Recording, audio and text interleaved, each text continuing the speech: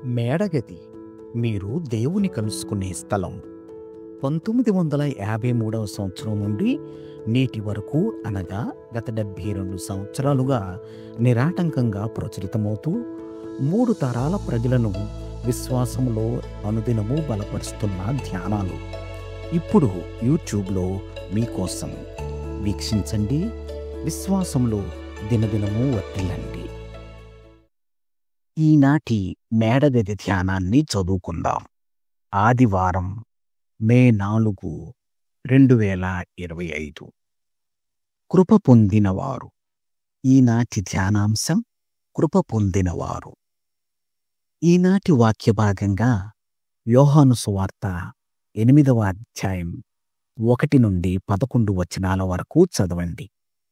ఈనాటి ముఖ్య వచనం: దేవుడు కరుణాసంపన్నుడయుండి మనము మన అపరాధముల చేత చచ్చిన వారమై ఉండినప్పుడు సైతము మన ఎడల చూపిన తన మహాప్రేమ చేత మనలను క్రీస్తుతో కూడా బ్రతికించెను. కృపచేత మీరు రక్షింపబడి ఉన్నారు. ఎఫెసీయులకు రాసిన పత్రిక 2వ అధ్యాయం 4, 5 వచనాలు.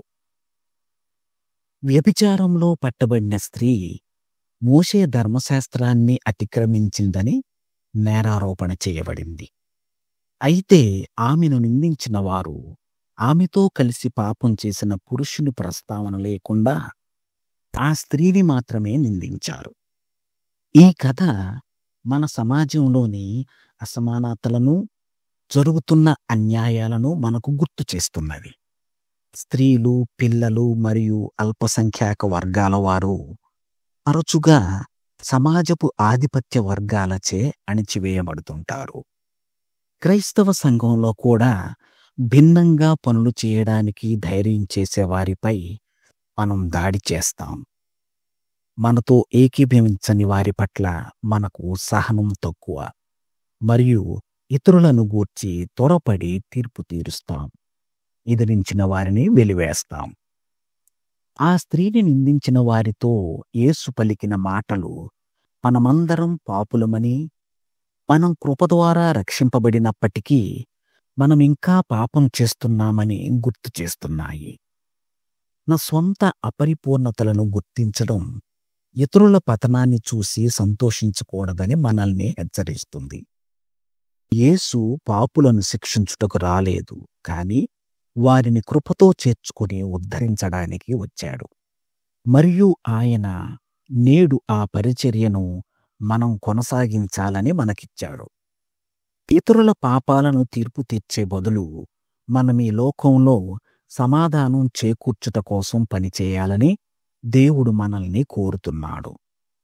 దేవుని కృపను పొందిన వారముగా స్వేచ్ఛనిచ్చే ఈ సందేశాన్ని ప్రకటిస్తూ క్రీస్తు అనుగ్రహించే క్రొత్త జీవితాన్ని ఆస్వాదించమని ప్రజలను ప్రోత్సహించాలి.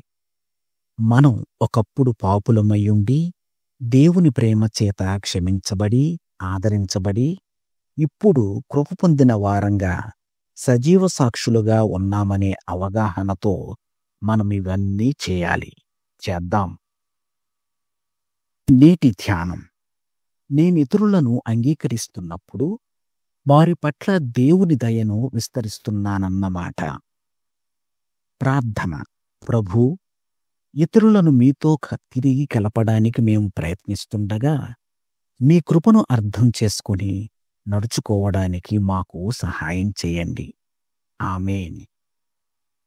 ప్రార్థనాంశం: నేను త్వరపడి తీర్పు తీర్చిన ఒక వ్యక్తి కోసం.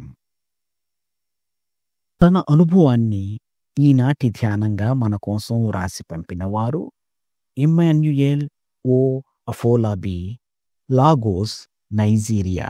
మేడగది అనుదిన ధ్యానాలు మీకు ఆశీర్వాదకరంగా ఉన్నట్లయితే వెంటనే మన ఛానల్ని సబ్స్క్రైబ్ చేయండి. లైక్ చేయడం, షేర్ చేయడం మర్చిపోకండి.